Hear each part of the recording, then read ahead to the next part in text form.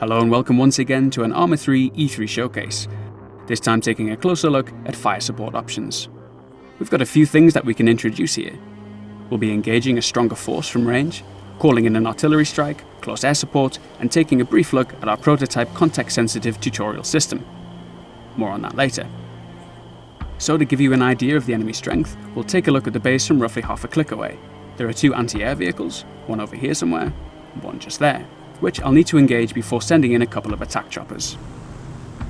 Taking a look from a circling UAV, the thermal camera highlights heat signatures from personnel and vehicles with their engines switched on.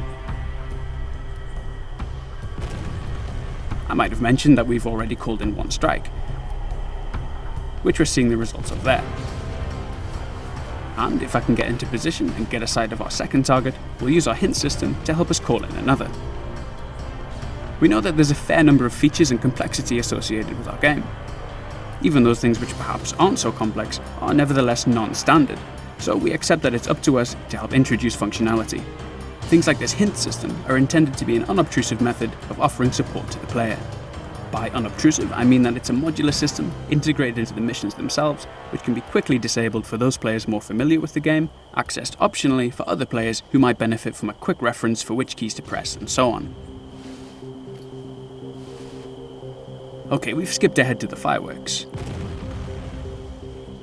I think it's worth mentioning that our supports are actual units present in the game world, perhaps a few kilometers away, so when I'm calling in support, I do need to wait for them to prepare, to fire, and for the rounds to get to the target.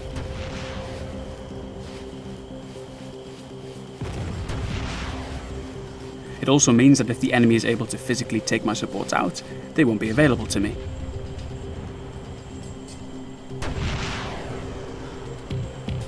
Taking a look again from above, we can see the burning wrecks of the anti-air defences, which means my helicopter is going to have a much better chance of providing effective support.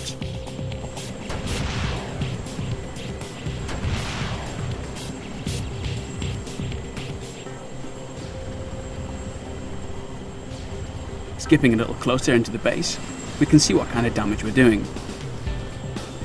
Now, obviously I'm not directly controlling these helicopters myself. That's not to say it's scripted though.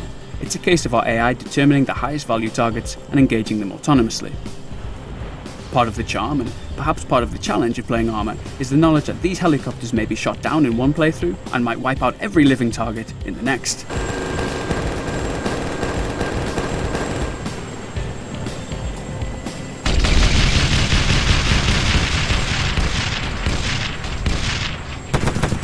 Here, for example, there's an enemy APC pinning me down. Perhaps on another playthrough, this vehicle wouldn't be here, or would have been taken out from a mile away by our air support. Now he's opened up on me though, he's made himself a much bigger target.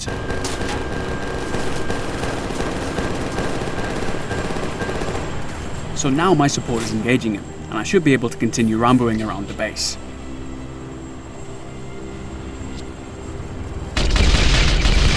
Or not.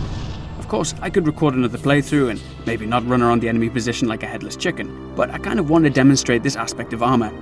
It's a challenge, sometimes it's brutal, but it's also one of the most unique combat gameplay experiences that you can find.